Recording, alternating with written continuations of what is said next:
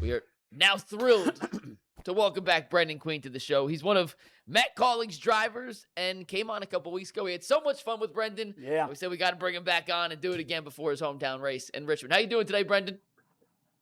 Hey, I'm good. How are y'all today? Great. We're great. Tell us about the excitement of getting to go at it at your home track. I mean, it's near where you're from. What's that going to be like for you?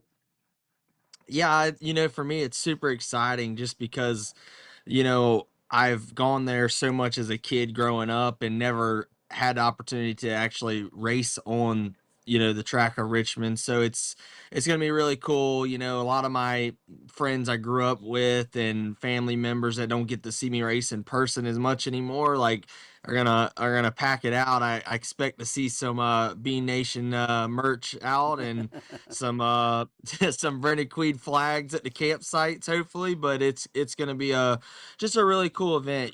Just short track racing under the lights is always bad to the bone, and then especially finally getting to do it an hour and a half or so from where I grew up and cut my teeth. So you always dreamed of racing at your home track, and I've been fortunate enough to race in the other side of the state at Martinsville, but this one is obviously the closest to home, so it's going to be really cool, and a lot of history with me being growing up going there as a kid, and always just dreaming of being out there, so it's got a lot of sentimental value.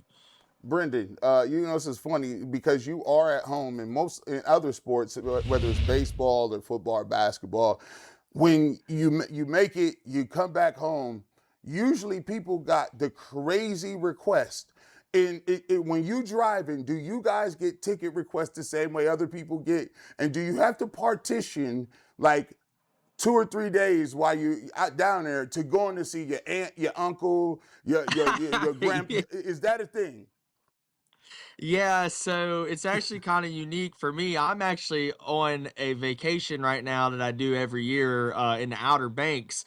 So I'm actually with my mom and my girlfriend, and luckily it worked out that I was racing Richmond on the week I go every year the same dates to the beach, and so I'm actually gonna drive up to Richmond from here. I think it's 2 to 3 hours from here. But yes, we normally the home the hometown race deal is crazy. You get a lot of requests, a lot of people wanting hot passes. Unfortunately, I only get a certain amount, so that saves me a little bit there. But there's always some hurt. There's always some hurt feelings because I think I only get 6 for the weekend that I personally get. And if you're not in that 6, I get a lot of crap from somebody who's going to get their feelings hurt. So that's the worst part about it. You have more friends than you ever knew you had. That happens too. There's friends that I didn't know that were my friends. So, but it's a cool event. I try to make this one's a little different being my first time racing here, but like when I did Martinsville and stuff, you try to do more fan interactions. Like I'll be at the merch hauler this week and do other stuff like that, throughout the race day. Obviously if you're on the cup side, you're there for a couple more days, usually, where the trucks were normally in and out 2 days tops, mainly 1 day. So it makes it a little bit harder. But I feel like for an event like this, if I wasn't already on vacation, I maybe would have came into town a day early or something and went back to my hometown and hung around. But to answer your question, sorry, I got rambling there. Yes, everybody wants to somehow see you. And unfortunately, I can't make it work. So somebody's going to be mad they didn't get to see me, but I'll somehow have to make it up to them. Hey, Brenden, do I have this right? Are you the points leader on all Kaulig drivers this year? Yes, I believe we are the highest RAM right now. Yes, sir. So does that give you bragging rights? No, because I probably in my younger day maybe, but now as I'm starting to get a little bit more mature, anything can happen. It could all go away this weekend. You have cut a tire and wreck, and right now as an organization, we're trying to get our trucks faster, with it being the first year with a Ram back into the sport. So I think we're all kind of leaning on each other, just trying to, honestly, if one of us went and won the race, we're all going to be super happy because it's going to be big for all of us to get better. But it doesn't hurt being the highest in points. See, I mean, I can't lie. That Yeah. never hurts. So. I like how I said, I think that might be true. Come on, man. You know that's Gotta true. know that. 4 top 10 finishes. You know where you're at. You know you're Well, on top you know, we're for me, you know, being my rookie season, we're chasing rookie of the year, so that's kind of been our big goal, and we still have a shot at making the chase. It's going to be a little tough. We were close a couple weeks ago, and we just haven't quite capitalized on the speed. We haven't had the speed to get the stage points, but what better week to turn it around and go to Richmond and get stage points and try to challenge for a win, and that would set us up good going into New Hampshire for the cutoff race. Brenden, do you think you'll feel more pressure in this race because it's home and you've got so many people, some you don't even know, that are rooting for their guy?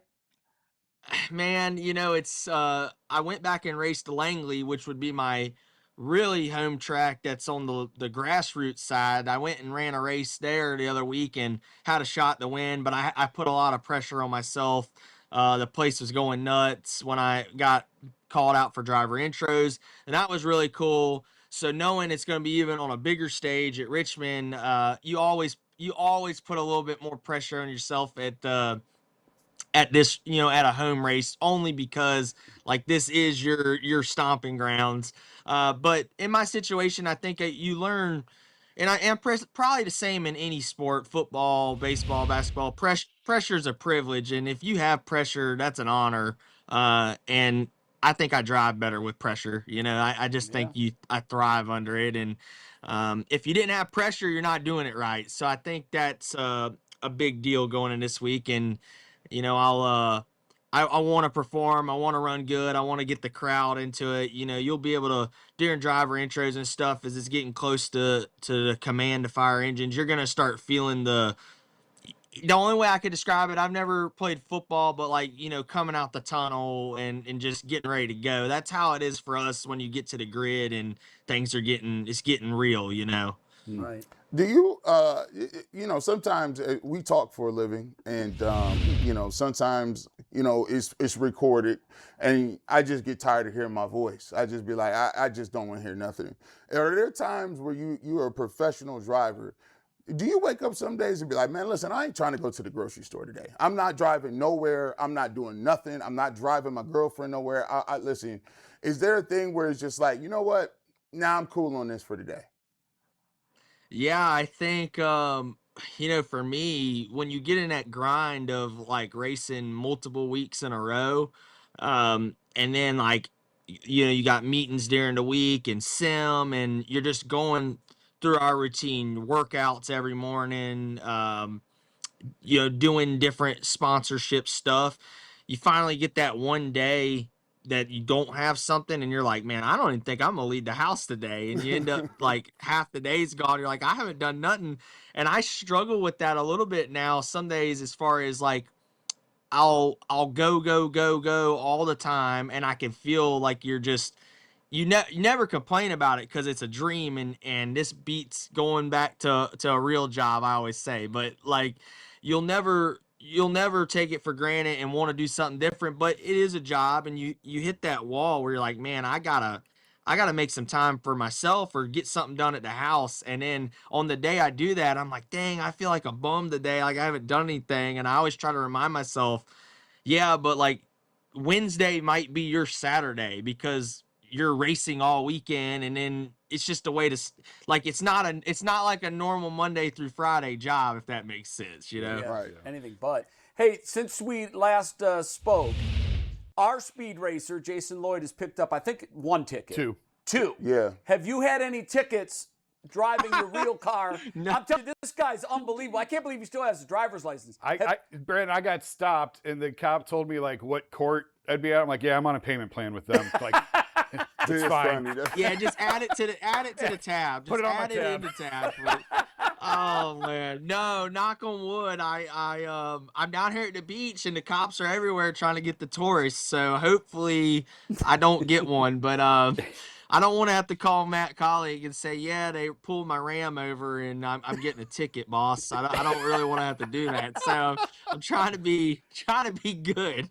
Can you guys give me so if you get your license suspended in real life, Yeah, as a driver, can you then drive at the racetrack? Oh, that's a good that's question. a good point.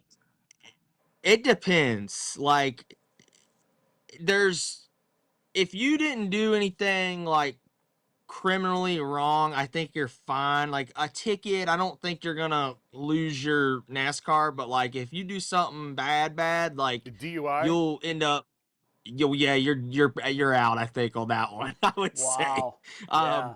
I Jay don't Queen. know because I don't push that envelope. Right? But personally, Bush trying to get everybody indicted. How far can you go? Can you ride dirty on the track? Yeah, where's the line? G. Bush needs to know. Hey, Brendan, you're always fun to have on, man. There's some out there that you might question it a little bit during the race. I don't know. No, I'm just kidding. Yeah, I'm sure some of your competitors, you're asking, have you had something to drink before the race? Yeah, there's been some incidents. You go, I don't know what was going on with that guy today, but I'm a little concerned. But no, Yeah. I'm kidding. And some fisticuffs and everything recently. Honestly, like in the NASCAR world, obviously we have like pretty strict rules. Just like any other sport, we get drug tested, stuff like that. Randoms, you don't ever know when it's going to happen. And there has been instances where people have been caught, obviously, or they took something they didn't know and it popped up and they get suspended, right? Or banned indefinitely, and they have to go through a process.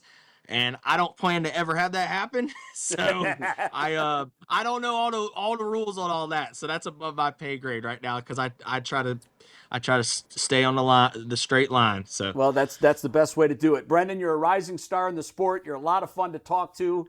I can see NASCAR putting their flag in his planet. He's a lot of fun. Brendan, continued success. Good luck at your home track. Come back again, I'm sure man. we'll talk before the end of the year. Yeah, come back again. Yeah, I appreciate it. Anytime they reached out and asked me if I wanted to do it again, I was like, absolutely. So anytime. Great. All right. Thanks, Good luck buddy. to you, man.